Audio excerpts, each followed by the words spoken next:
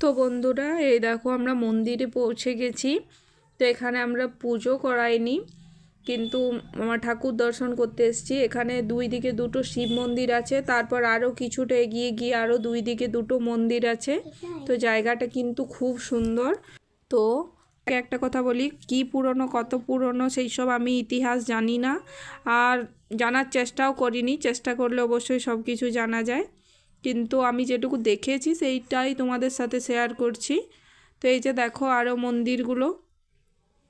তো তারপর এখানে সামনে রয়েছে বড় মন্দির, যেখানে রাধা কৃষ্ণের মন্দির যেটা সেটা রয়েছে এইখানে। এই যে দেখো মন্দিরটা, কি সুন্দর মন্দিরটা। আর আমরা যখন গিয়েছিলাম তখন এইখানে পুজো হচ্ছিল, তাই সবাই আমরা সানজল নিয়ে নিলাম। তো তার কিছুক্ষণের মধ্যে মন্দির বন্ধও হয়ে গেল। তো বন্ধুরা, যারা তোমরা এখানে আসবে তারা অবশ্যই মন্দিরে আসবে। মন্দিরের মূর্তিটা এত সুন্দর। তো বন্ধুরা, দেখা হচ্ছে নেক্সট ভিডিওতে। টাটা।